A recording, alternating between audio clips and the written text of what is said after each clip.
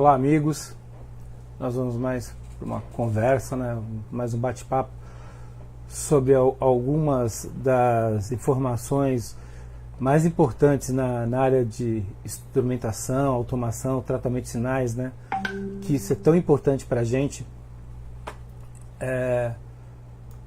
Eu espero que seja bem útil para vocês. Bem, quando eu comecei a trabalhar, o instrumentista era quase um relojoeiro. Ele trabalhava com instrumentos que eram baseados em fole e alavancas. Então, hoje em dia, já não funciona mais assim, Hoje em dia, nós temos outras formas de trabalho.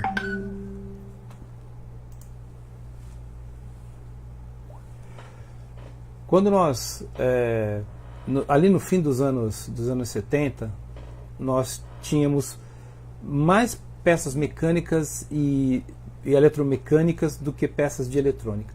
No começo dos anos 80, nós começamos a ter, então, instrumentos analógicos e depois, no meio dos anos 80, instrumentos digitais.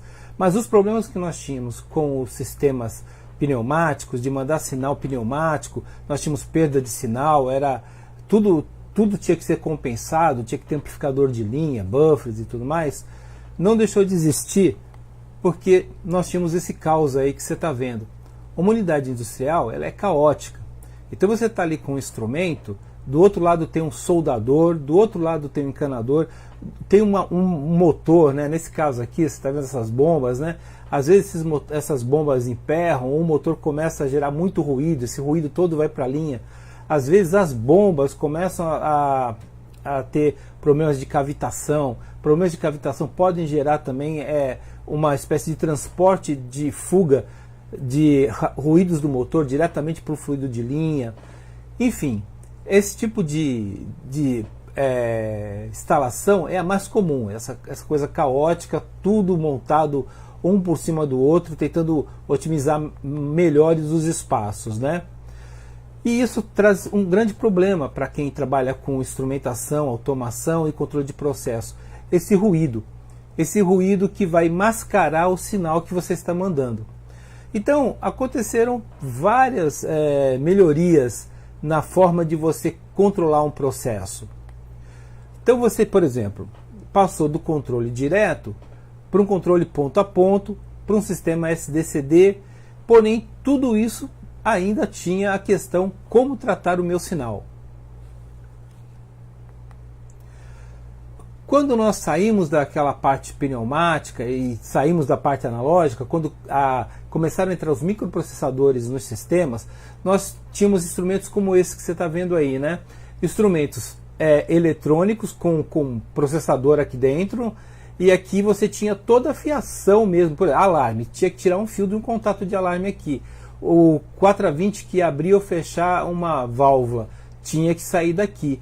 Se tinha um PWM, tinha que sair daqui. Então, na verdade, você tinha cabos que saíam daqui e iam para uma caixa para distribuição desse sinal. Então, de repente, nós tínhamos um CLP, uma unidade remota, um IHM, um sistema SCADA, um OPC, PSIS, mas e o sinal que vai para eles? Quanto que é confiável? O quanto que eu falo para você que, olha, nós temos aqui 150 graus e realmente ali naquele ponto tem 150 graus, só que o cabo que vai mandar lá para o meu controlador, quanto que vai chegar lá? Vai chegar a 150, 160, 120, 130? Quanto que o ruído vai abafar esse sinal? Bem, então, com o sistema SCADA, nós tínhamos um computador, um CLP e tínhamos lá um controlador. Então, essa forma ficou muito interessante para você ter uma visão do que você está controlando. Agora, quanto aos instrumentos de linha que pegam o sinal e transmitem para ele, não muda. As entradas do CLP, os I/Os estão aqui, mas elas precisam de informação correta.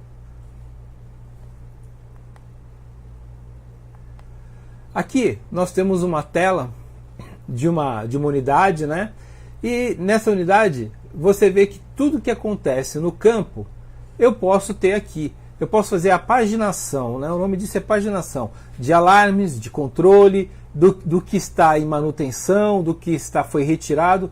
Então eu tenho tudo isso informando. Porém, voltamos à questão. E quanto desse sinal aí é fiel? Qual é a porcentagem desse sinal, da fidelidade desse sinal? Bem, então nós temos aqui, ó, um sistema de campo com filtros Hart e fiação de campo.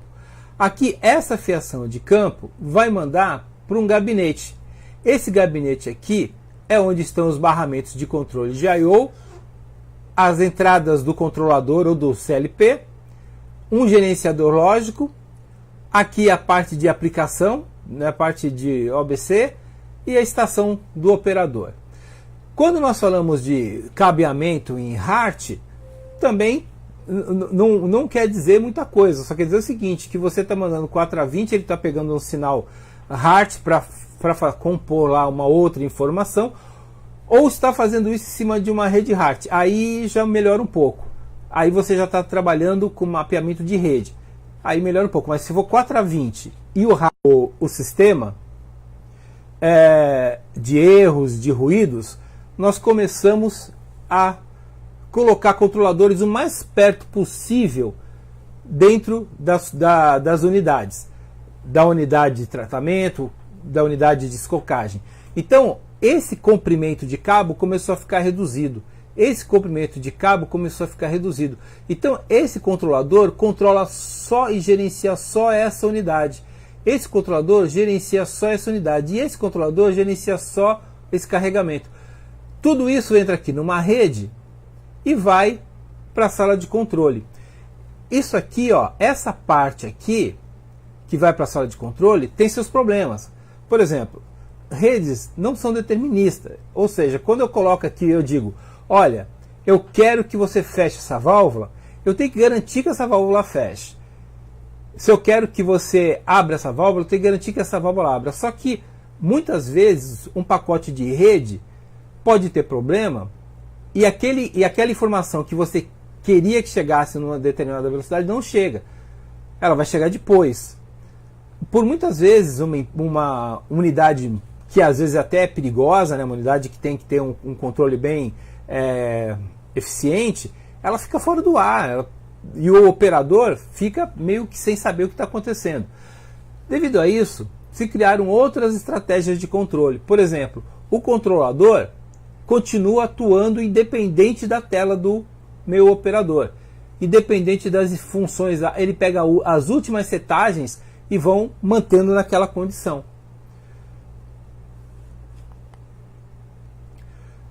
O meu operador, ele tem lá com ele um sistema supervisório. Então vamos entender assim, ó.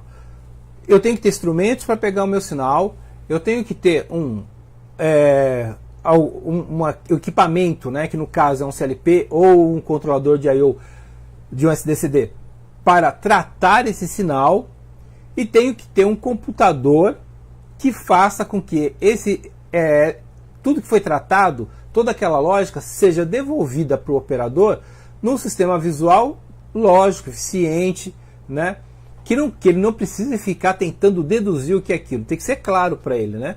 Ele não pode pegar uma tela verde e ficar tentando entender o que é aquilo, que ponto é aquele. E quando aquela informação chega para o computador, ela chega exatamente assim. Ela chega uma tabela, né? Que são os bits de rede, né? São os pacotes de rede.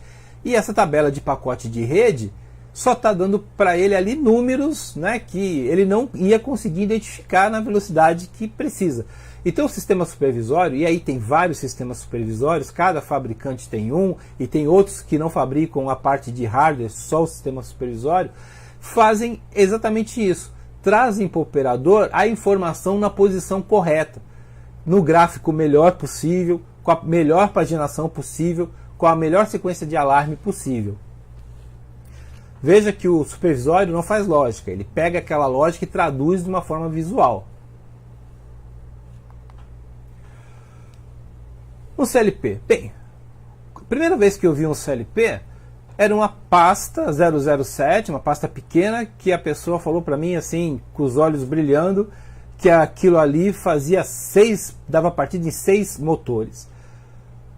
Hoje, um CLP bobinho, ele faz lógica, ele faz a entrada 420, ele faz rampa, ele faz controle de temperatura, ele faz PID, enfim, ele faz um monte de coisa. Então ele deixou de ser aquele equipamento voltado para a parte lógica de motores para ser exatamente um gerenciador de planta.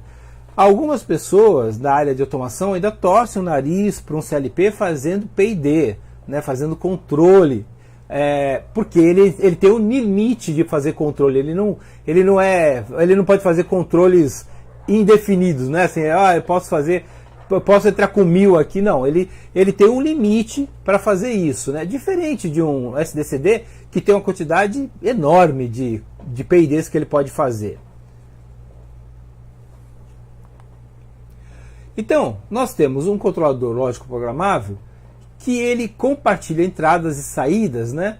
E ele tem a função de fazer liga-desliga de processos grandes, fazer alarmes e intertravamentos de sistemas grandes e complexos e fazer controle PID de processos pequenos ou associado a um PC, que é um sistema SCADA. E outra coisa que ele pode fazer também é coletar dados, mas chegou um momento que havia outros equipamentos que podiam fazer coleta de dados e que podiam deixar liberado o CLP para fazer outras coisas. Então o sistema SCADA, que quer dizer controle supervisório e aquisição de dados, é constituído de um CLP, mais um PC, mais um software de sistema supervisório. Se você tem esses três, você pode fazer um controle de uma refinaria, de uma plataforma marinha, de uma fábrica de biscoito, de uma fábrica de bombom, da pequena fábrica de balinha. Você faz qualquer coisa, você não tem necessidade de pensar, com SCADA eu só posso fazer alguma coisa muito grande, de uma unidade muito grande, uma petroquímica, uma química. Não, com o CLP você pode até trabalhar só com motores, ou com motores e entradas analógicas, motores e alarmes, né? Um CLP, um PC, um sistema supervisório, que chama SCADA, é justamente um passo na simplicidade, né? Um passo naquela pessoa que precisa de um sistema de controle e não tem como comprar um SDCD. Veja que antigamente, quando se falava assim, olha, eu queria ver um SDCD, se você falasse de menos de 500 pontos, o pessoal do SDCD que fabricava, né, nem olhava na sua cara mais, ele desligava o telefone. Hoje, com o sistema SCADA, é tranquilo você fazer automação de qualquer sistema. Um SCADA e um CLP mais PC mais o sistema supervisório, ele pode trabalhar com redes de comunicação e pode trabalhar com cabos ponto a ponto, tudo ao mesmo tempo agora. Então eu mando para o meu CLP instrumentos que trabalham em rede. Posso mandar para ele também instrumentos que trabalham 4 a 20. Posso mandar para eles instrumentos que trabalham com o sistema HART. Eu posso trabalhar com redes com vários protocolos, não precisa ser um único protocolo. Posso ter uma rede com vários protocolos, entrando em cada cartão do meu CLP. E lá o meu supervisório vai gerenciar esse mapa de bits, vai gerenciar esse mapa de rede e dizer para mim, olha, estou tirando as informações e colocando aqui. E eu posso ter não apenas uma unidade, ó, esse caso aqui eu tenho o meu I/O ligado num sistema. Esse sistema aqui está ligado em outro sistema. Eu posso ter aqui, ó, um computador para o meu operador e um computador para o meu engenheiro de processo. Eu posso ter um computador também só para o meu pessoal de manutenção fazer a parte de preventiva. Então, eu posso ter baias na minha sala de controle, onde eu vou ter alguém da manutenção, alguém do processo e alguém da operação. O IHM. Bem, o IHM, ele é aquele equipamento que quando você tem, por exemplo, um compressor de médio porte, e esse compressor tem muitos pontos, tem muitas verificações, tem lubrificação, enfim, tem muita coisa para ser feita. O IHM fica montado ali do lado dele, com o CLP alimentando os pontos desse IHM, e esse IHM vai fazendo o controle daquela máquina. Através dessa tela aqui, ele pode fazer todos os sets, o operador pode estar ali acertando, verificando, vendo gráficos e tudo mais. E sai desse IHM um cabo de rede, vai lá para o SDCD, simplesmente dá o resumo da situação daquele compressor. Ou seja, o compressor está totalmente na mão de uma outra máquina. A máquina só dá o resumo para o SDCD. O SDCD então não liga com esses pontos, ele só dá a leitura do resumo de página. Para ficar mais claro, se acontecer alguma coisa com esse compressor, esse sistema de HM vai alertar o operador, que vai tomar providências, e se ele não tomar, o sistema mesmo toma e desliga a máquina. Então nós temos um CLP, um cabo serial ligado no IHM, uma forma simples. E podemos ter um CLP, um cabo do CLP ligado por rede, né, que pode ser Profibus, Ethernet, ControlNet, né, ligados aqui no IHM e ligados no PC do operador. Então o PC do operador recebe os resumos dessa tela aqui.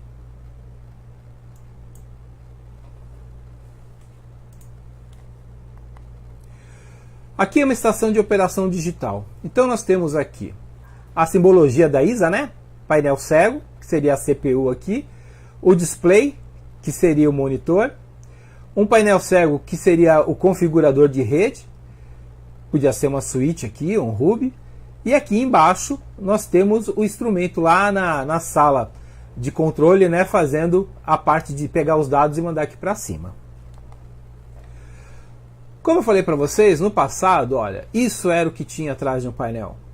Você vê que aqui, ó, são tubos, esses tubos são tubos de ar comprimido. Ó, os vermelhos são sinais, os amarelos são alimentações. E vai jogando aqui para cima, onde aqui em cima tinha um monte de registradores enormes que ficavam aqui em cima. Aqui embaixo você vê que você tem instrumentos elétricos, instrumentos eletrônicos, e mais para baixo você tem instrumentos pneumáticos. Então isso aqui era o caos para você ter ruído, porque você tinha que ter as habilidades de um relojoeiro, as habilidades de um técnico de eletrônica e as habilidades de um instrumentista. Hoje o painel ficou assim. Você tem I/Os e cabos de entradas de I/Os. Temos aqui em cima uma fonte e aqui nós temos a traseira de um IHM.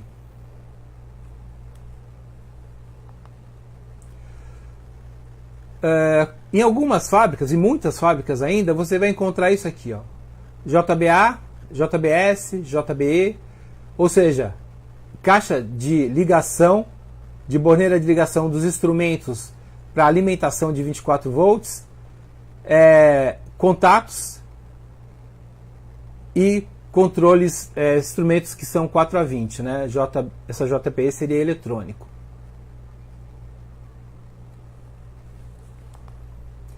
Todos esses cabos que entram ali dos instrumentos mandam um multicabo daquela caixa, mandam um multicabo aqui por um leito de cabo, às vezes um eletroduto, mas não, a grande maioria é leitos de cabo.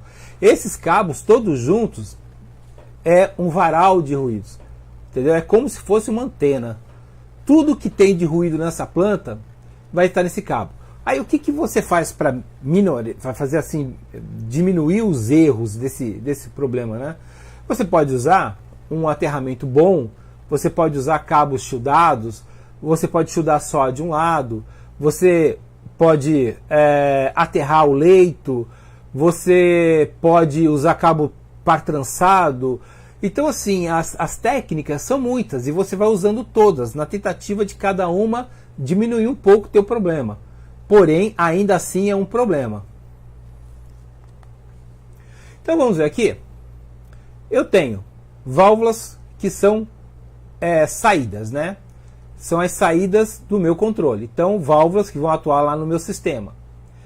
Tenho transmissores que são entradas para o meu controle.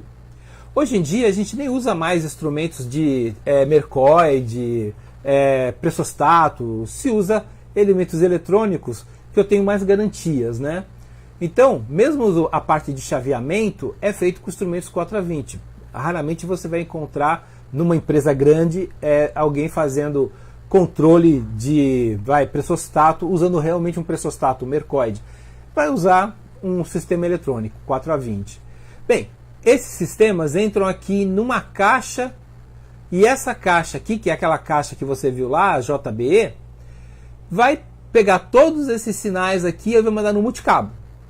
E esse multicabo vai pegar todos esses sinais. Esse multicabo vem, e entra aqui no painel chamado painel de cross. Esse painel de cross, ou painel de rearranjo, sai um cabo, que é um cabo especial para as remotas.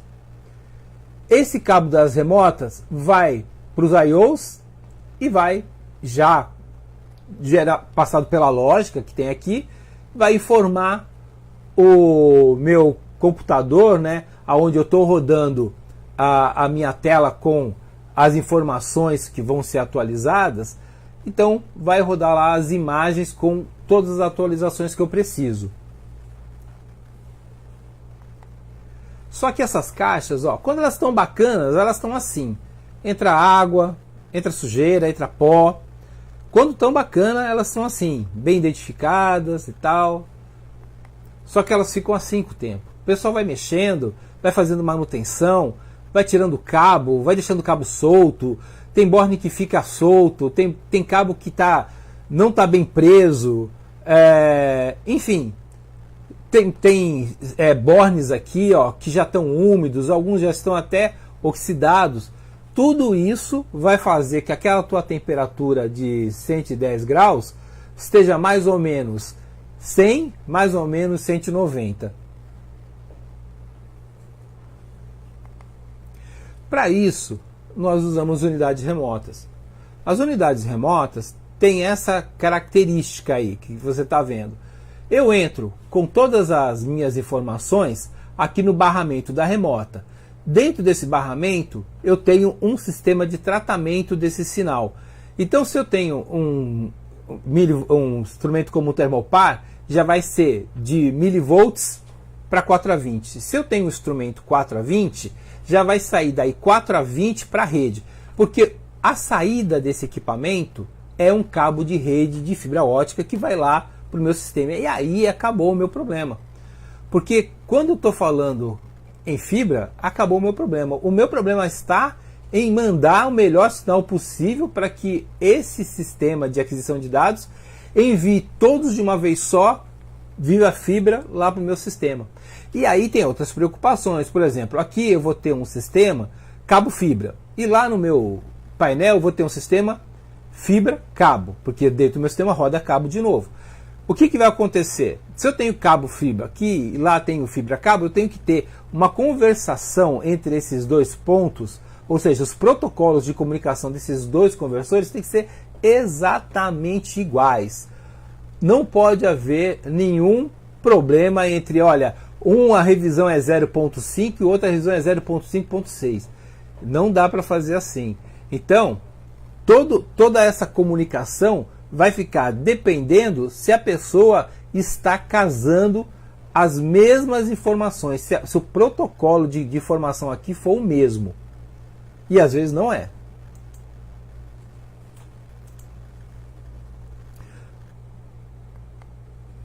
Aqui eu tenho uma unidade remota, mais ou menos mostrando, né? Tem uma CPU, os cartões da remota, só desmontando no trilho, né? Aqui eu tenho uma unidade remota e aqui é para você ver o seguinte, ó. Depois que eu vou fazer a aquisição da unidade, eu tenho que dizer exatamente quantos instrumentos vão ficar aqui. Exatamente quantos e quais são, para que ela venha com os componentes vamos dizer assim, linearização corretos. Ou seja, os meus transdutores têm que estar corretos. Veja aqui, ó, que todos esses em azul são intrinsecamente seguros, né? E eu tenho o número fechado aqui. Eu não consigo colocar mais nenhum instrumento aqui. Se eu tiver que colocar mais um, eu vou ter que comprar outra. Então, uma remota, ela tem uma característica bem interessante. Ela é feita para aquela situação, para aquele ponto. E eu não posso furar uma remota para colocar outro ponto, porque eu nem cartão eu vou ter mais aqui dentro. Aqui eu tenho aquele painel que a gente viu lá, que era remota por unidade, que eu mostrei para vocês no começo. Então, esse é um desses painéis. Quando você tem muito ponto, você tem uma remota desse tamanho aqui, ó. E aqui, ó, é a parte de I/O, ó, toda a parte de I/O.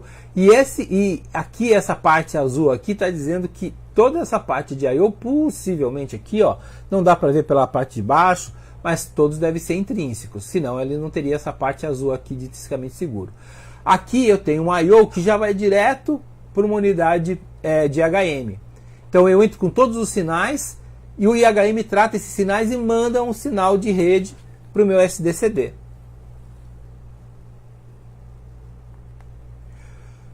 Aqui, dentro da unidade remota, o que você vai encontrar é isso aqui. Por exemplo, esse componente é componente para a zona 2. Isso é para uma classificação diária, né? Um momento a gente vai falar sobre isso. E aqui, olha, é um componente para a zona 1. Você vai ver que o transdutor de temperatura de milivolts para 4A20 é exatamente igual, assim, a caixa externa, né? É exatamente igual ao que vai receber aqui o 4A20 para fazer, por exemplo, alarme, chaveamento. Então eles são exatamente iguais. Se você só muda mesmo o número, parte número dele. Então, para cada um, você tem que dizer, olha, estou com esse sinal aqui. Então, o fabricante já vai mandar a remota com o condicionador de sinal correto. Você vê, eu tenho botões de emergência, eu tenho sistemas cegos de transmissão de pressão, eu tenho transmissores de vazão, eu tenho aqui ó, um analisador, por exemplo, um detetor de gás, por exemplo. Tudo isso são I/Os, né? Aqui, por exemplo, eu tenho um motor que está ligado no inversor de frequência. Então, tudo isso aqui são I/Os, né? O inversor de frequência é considerado uma saída para o motor. E isso tudo aqui ó, são consideradas entradas para o meu sistema. Todas essas condições aqui devem ser pensadas na hora que você vai tratar o sinal dentro de uma remota, porque para cada um eu vou ter o elemento correto de tratar esse sinal. Por exemplo, eu posso mandar para uma remota um sistema como esse aqui, que é um sistema Profibus. Então esse aqui ó, é um Profibus, esses cabos entram nesse link. E desse link aqui, eu saio com cabo diretamente para a minha remota. E a minha remota vai transformar aquilo ali num cabo de fibra que vai para o SDCD. Então não é só cabo 4A20 que eu posso colocar lá. Eu posso colocar protocolos de rede lá dentro também. Aqui é uma sala de operação. Então você vê, hoje em dia, aquela coisa caótica que nós tínhamos, e essa é uma sala de operação para o pessoal de elétrica, já não é mais. Antigamente você tinha um sistema de CCM, era uma loucura. Hoje você tem o CCM com um sistema de remoto integrado, que são os CCMs inteligentes. Então as partidas e liga, desliga, corrente de motor, verificar a corrente, se o motor está com problema de partida ou não, é feito através de uma remota, que ela manda todos esses dados digitalmente para você. Então não é só o processo que tem uma característica de controle mais eficiente. A parte elétrica hoje, ela é totalmente dominada por redes e cada rede mais específica que a outra, cada rede mais segura que a outra. A estação de operação digital, né? Então você vê, nós temos que vantagens com isso? O processo acaba virando em tempo real. Como eu falei para vocês, existem alguns problemas de redes que não são deterministas, mas para o tempo de um processo, você consegue uma boa qualidade.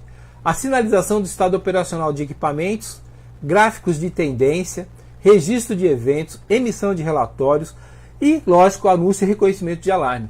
Tudo isso era feito antigamente com um sistema cabeado. Muito cabo, muito ruído. Hoje é feito à base de cabos de protocolo que vem lá de uma remota e a remota fica o mais perto possível da concentração de sinais. Tá certo? E temos as redes industriais que vão mandar toda essa informação de um centro de controle por rádio para outros lugares. Por exemplo, a Petrobras. Né? A Petrobras, o centro de comunicação da Petrobras fica lá no Rio de Janeiro. E todas as unidades da Petrobras, da Transpetro, tem uma parabólica que manda para esse centro operacional, e eles têm lá nesse centro operacional momento a momento de como estão todos os tanques de armazenagem da Transpetro ligados à Petrobras.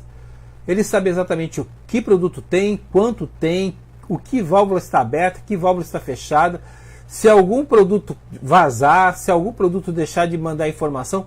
Tudo isso eles têm um centro de controle operacional que fica no Rio, e as informações são via rádio. Então a rede de informações lá dentro envia para um sistema da Transpetro uma informação. Esse sistema, né, de centro de informações do CO, ele tem uma unidade mestre, que nós chamamos de UM, que interage com várias unidades remotas e uma interface homem-máquina por unidade de refino.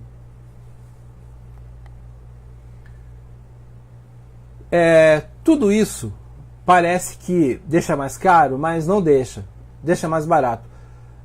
Quando você tem um erro de ruído, você pode ter um disparo de um alarme, você pode ter uma queda de unidade, você pode perder uma unidade inteira por um ruído de alarme, por exemplo, de um soldador que foi soldar uma peça e no momento que ele tocou o eletrodo naquela estrutura metálica, ele deixou com tanto ruído que derruba a planta, porque a planta entra em alarme. Certo? A gente tem que lembrar sempre que tudo que você conhecia profundamente ontem é completamente obsoleto hoje. Tudo que você achava que era o máximo ontem, hoje pode ser uma peça de museu. Tudo que você aprendeu ontem pode não ser tão importante hoje. Mas tem uma coisa nisso, a experiência é uma grande aliada. Aquelas pessoas que aprenderam a trabalhar com aqueles relógios dentro de caixas de controle, elas vieram aprendendo. E todas aquelas pessoas que estudaram, que não pararam de estudar, que pesquisaram, que todo dia estavam lá tentando ver o que de novo existia, elas continuam trabalhando hoje, elas continuam empregadas hoje. Então, para quem trabalha com tecnologia, automação, instrumentação, eletrônica, eletroeletrônica, eletromecânica, não importa. Esqueça que você aprendeu ontem e não fique zelando aquilo, pensando que aquilo vai te servir para a vida inteira. Tente hoje ver se nada mudou, se nada melhorou, se aquilo que você fazia antes ainda pode fazer hoje. Será que se você pode entrar numa unidade e colocar caixas com bornes, será que aquela tecnologia naquela empresa é melhor? Ou será que chegando naquela empresa o cara vai abrir um monte de remoto para você e você não sabe nem o que é aquilo? O cara vai falar para você em sistema SCADA e você não vai saber o que é. Então, o importante é que você estude todo dia. Todo dia. Aí você não vai ficar obsoleto nunca. Era isso aí, gente. Eu espero ter contribuído alguma coisa para que você se torne um profissional melhor. Até a próxima.